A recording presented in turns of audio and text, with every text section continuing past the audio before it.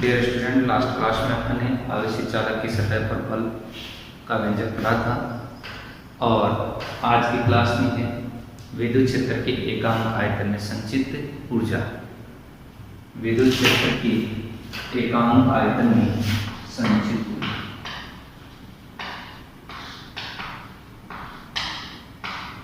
विद्युत क्षेत्र की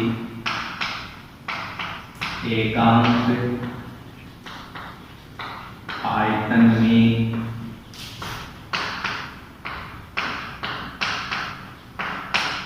संचित ऊर्जा। विद्युत क्षेत्र की एकांक आयतन में संचित ऊर्जा, ये टॉपिक अपन को पढ़ना है।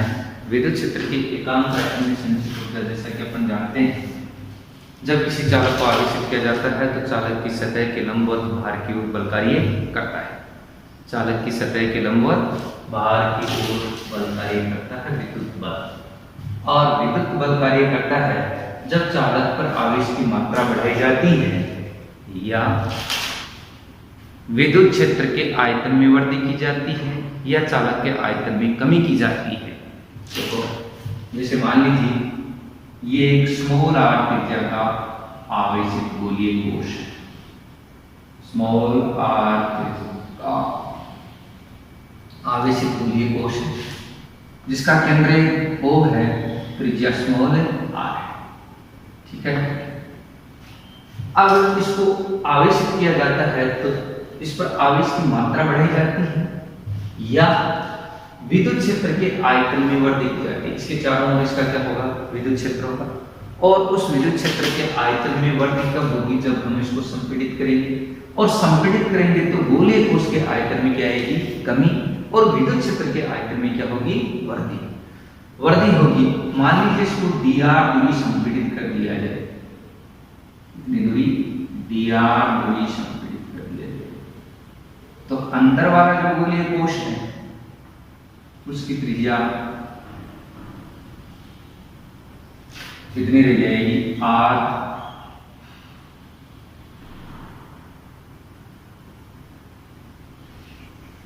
r माइनस dr हो गया। r माइनस dr ये अंदर वाला कोश संपीड़ित हो गया। गोलीय कोश के एकांक क्षेत्रफल पर लगने वाला बल अर्थात विद्युत दाब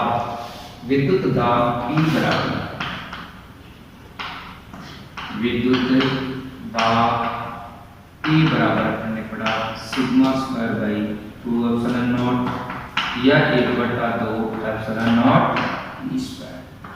ये अपन ने पढ़ा पीछे वाले टॉपिक में। ये समीकरण 1। ये विद्युत दाब लगेगा। संपूर्ण पृष्ठ पर लगने वाला बल गोलीय कोश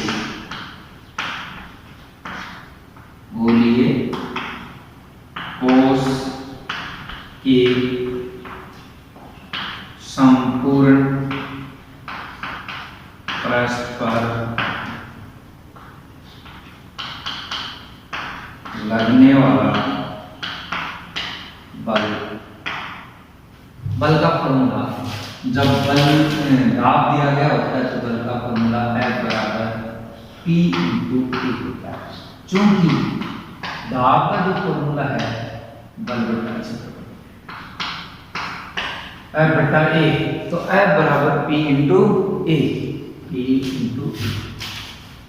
और F बराबर P और A का मान, P का मान कितना है? Sigma square by 4 sigma square by 2। A का मान क्या है? 4 पाई r स्क्वायर। गोलीय कोश गोलाकार आकृति का क्षेत्रफल 4 पाई r स्क्वायर होता है। तो बल हो गया F बराबर sigma square by 2 epsilon not into 4 pi r square. ये बल आ गया। ये है बल चालक की सतह के लंबवत भार की ओर कार्य करता है। यह है बल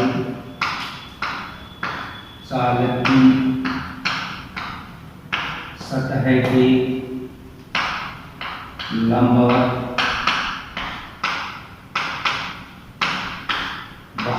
आयती और कार्य करता है।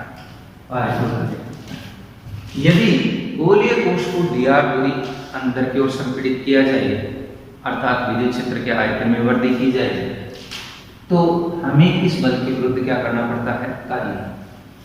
यदि गोलीय कोश को dr दूरी से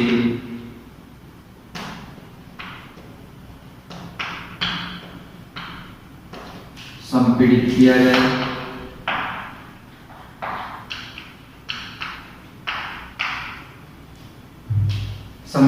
जाए तो विद्युत बल के विरुद्ध किया गया कार्य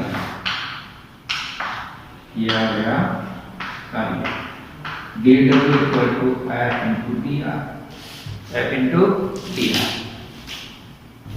dW equal to actually sigma square by 2 epsilon naught, sigma square by 2 epsilon naught dr 4 pi r square into dr, 4 pi r square into dr। ठीक है, 4 pi r square into dr। अब देखो, चूंकि आयतन में कमी, संपीड़न के कारण आयतन में क्या आएगी, कमी, संपीड़न के कारण आयतन में कमी, डी क्षेत्रफल का 4 पाई आर स्क्वायर और दूरी कितनी दूरी से, dr दूरी से संपीड़ित कर दिया, ये दूरी dr है। इतनी दूरी से आप संपीड़ित करेंगे तो क्षेत्रफल को दूरी से मल्टीप्लाई कर देंगे तो आयतन आ जाएगा, और आयतन आ जाएगा इसलिए dV बराबर 4 पाई r square into dr, dV बराबर 4 पाई r square into dr, dW दिया गया है sigma square by 2 epsilon not into dV, sigma square by 2 epsilon not into dV। ये समीकरण अपने कितने लिए पहले अपने पास ये समीकरण 2 था और ये समीकरण आ गई 3। ठीक, 3 आ गई। कुल कार्य अपन निकालेंगे तो इससे क्या क्या कर देंगे, समाकलन कर देंगे। एकांक यह कार्य किसके रूप में संचित हो जाता है, विद्युत ऊर्जा के रूप में। यह कार्य विद्युत ऊर्जा के रूप में संचित हो जाता है।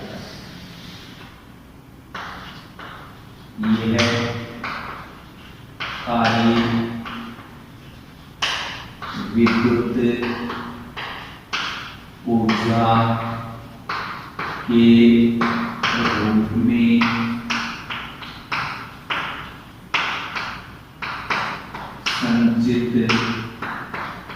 हो जाता है, विद्युत ऊर्जा के रूप में संचित हो जाता है। इसलिए dW equal to du equal to sigma square by 2 epsilon not into d। ये विद्युत ऊर्जा का फॉर्मूला है और ये समीकरण। अब विद्युत क्षेत्र के एकांक आयतन में संचित ऊर्जा, विद्युत क्षेत्र के एकांक आयतन में संचित ऊर्जा, इसका मतलब ऊर्जा बटा आयतन। विद्युत क्षेत्र के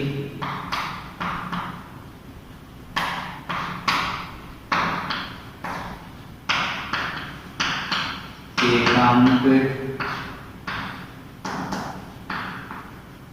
आयतन में संचित ऊर्जा, ऊर्जा बटा एकांक शब्द आगे क्या है, आयतन। आयतन का क्या भाग लगेगा इसमें, ऊर्जा में, अर्थात का नाम क्या होता है, क्या कहते हैं विद्युत क्षेत्र के एकांक आयतन में संचित ऊर्जा को, अर्थात ऊर्जा घनत्व। ऊर्जा घनत्व स्मॉल u बराबर ऊर्जा बटा आयतन। ऊर्जा हो गई du, आयतन हो गया dv, तो स्मॉल u बराबर du बाई dv। अपन यहाँ इसको निकालें तो ये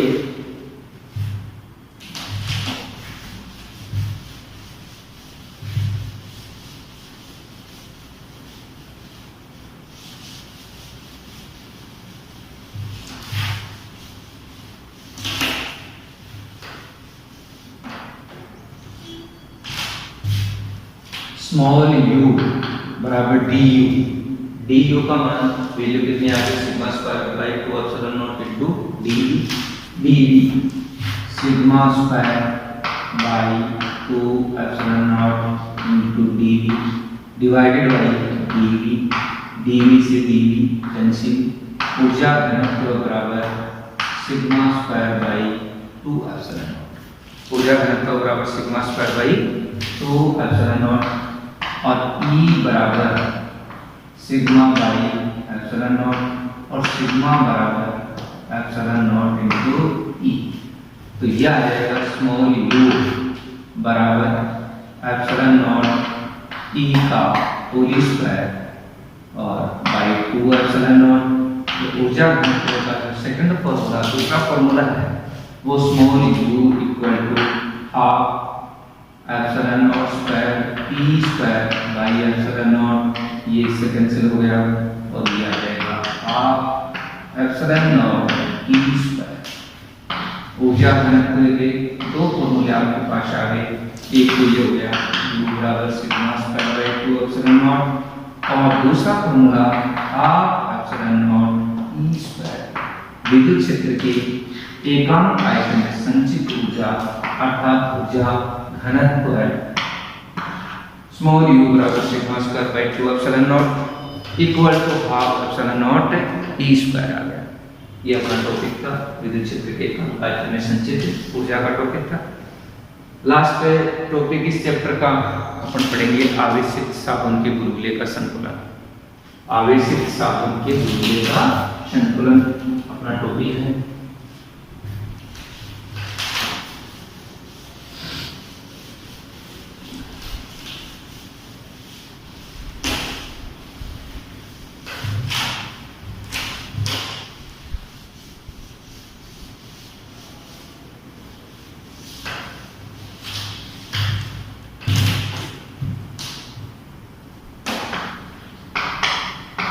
आवेशित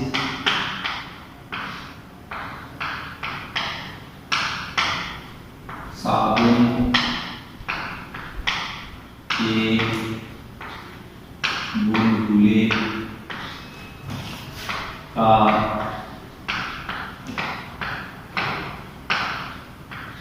संतुलन। आवेशित साबुन के बुलबुले का संतुलन लास्ट अपना टॉपिक है इस चैप्टर का, चैप्टर नंबर 2। साबुन का बुलबुला और साबुन के घोल का पृष्ठ तनाव T और बुलबुले की त्रिज्या R है। साबुन के बुलबुले के अंदर वायु का दाब बाहर के वायुमंडलीय दाब से अधिक होता है जिसे दाब अधिक कहा जाता है। अंदर का दाब और बाहर के वायुमंडलीय दाब का अंतर क्या कहलाता है? दाब अधिक कहलाता है।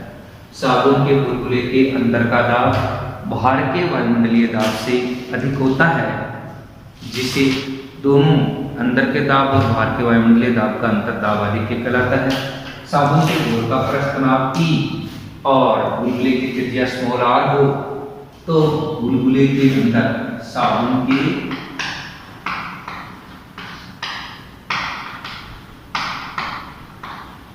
बुलबुले के अंदर दाब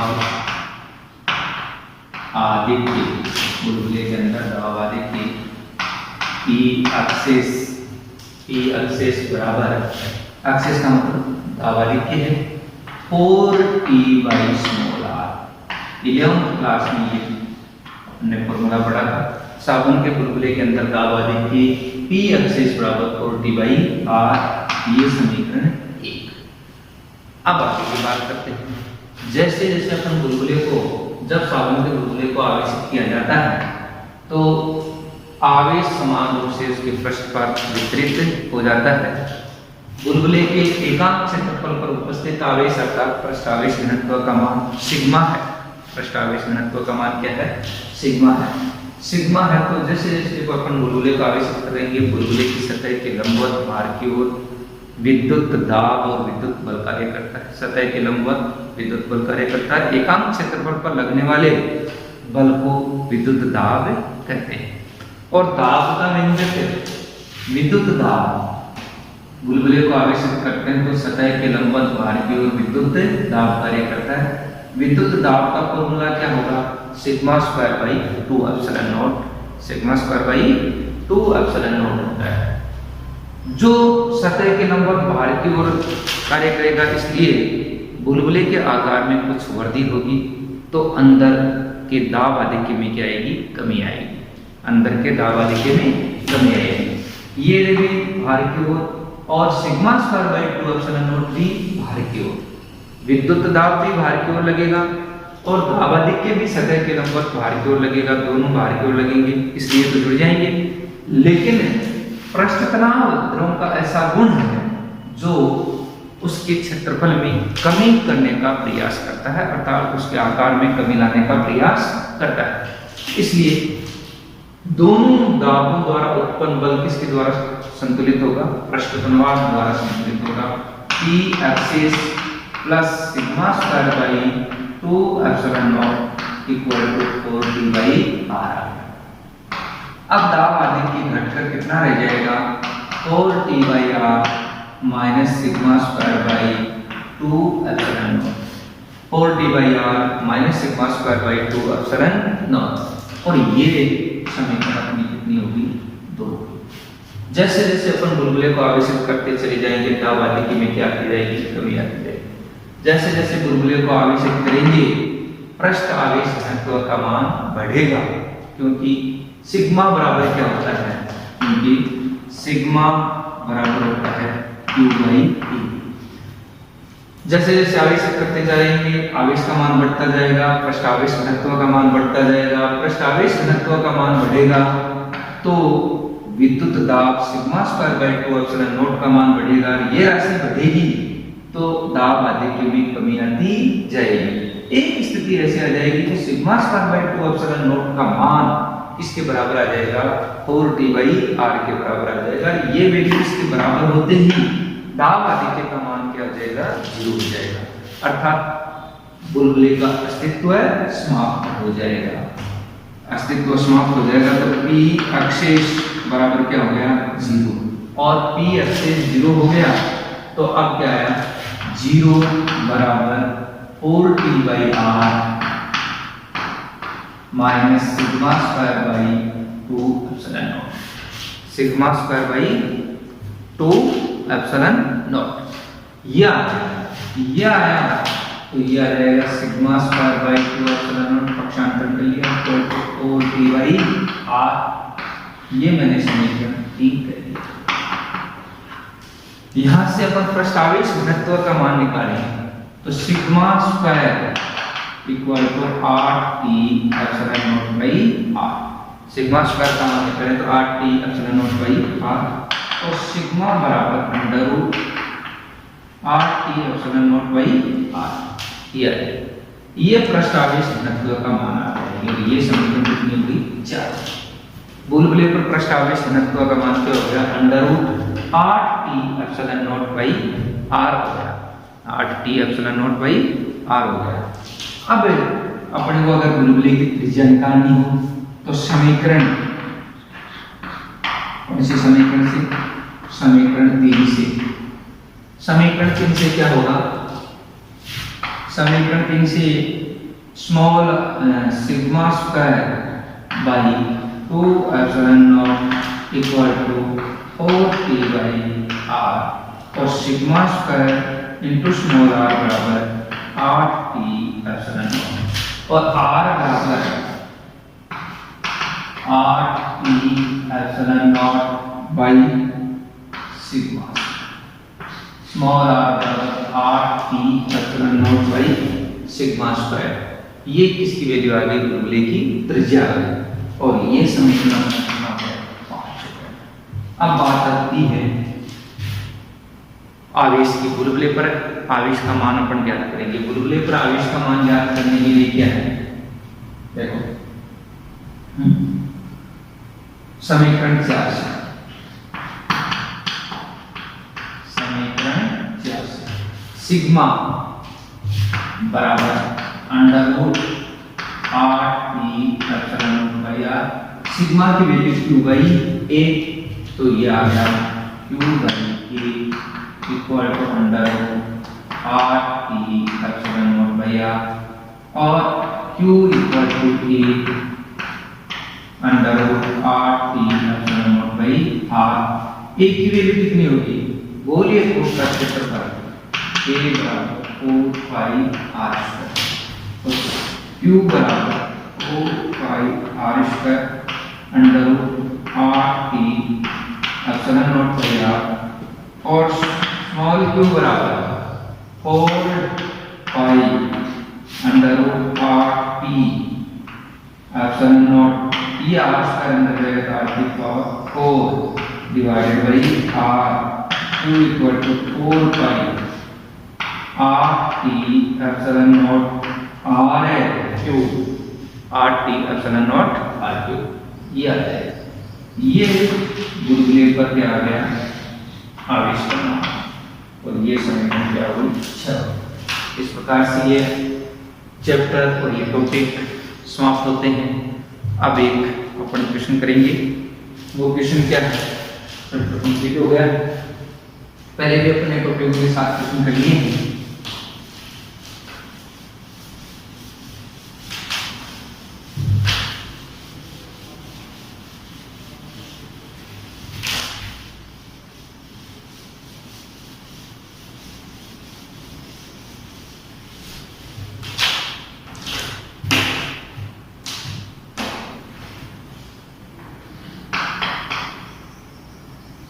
किसी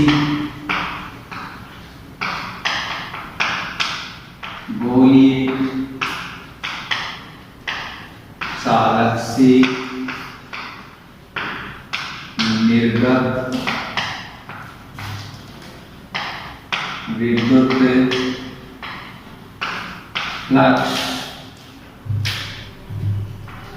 5×10⁻³ न्यूटन मीटर स्क्वायर प्रति कूलॉम है। यदि त्रिज्या दोगुनी कर दी जाए, दोगुनी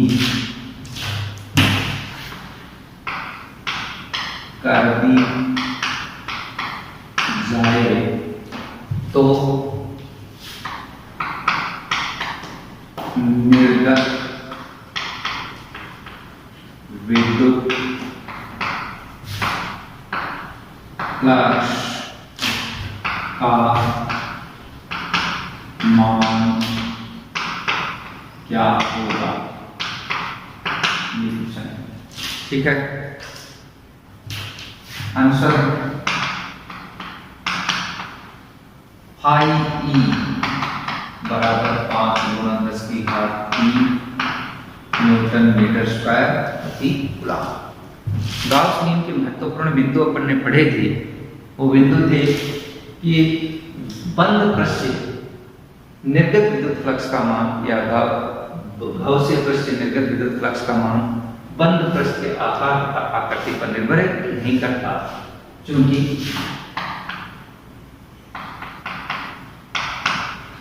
गाउस ने पृष्ठ से निर्गत विद्युत फ्लक्स का मान गाउस के पृष्ठ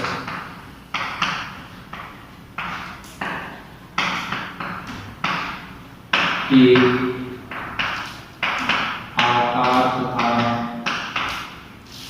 आकृति पर निर्भर नहीं करता,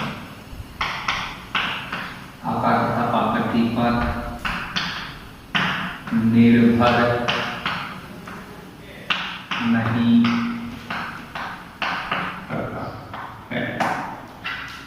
इसलिए विद्युत फ्लक्स का आंसर वही रहेगा, I = 5 × 10⁻³ न्यूटन मीटर स्क्वायर प्रति कूलम्ब ही रहेगा।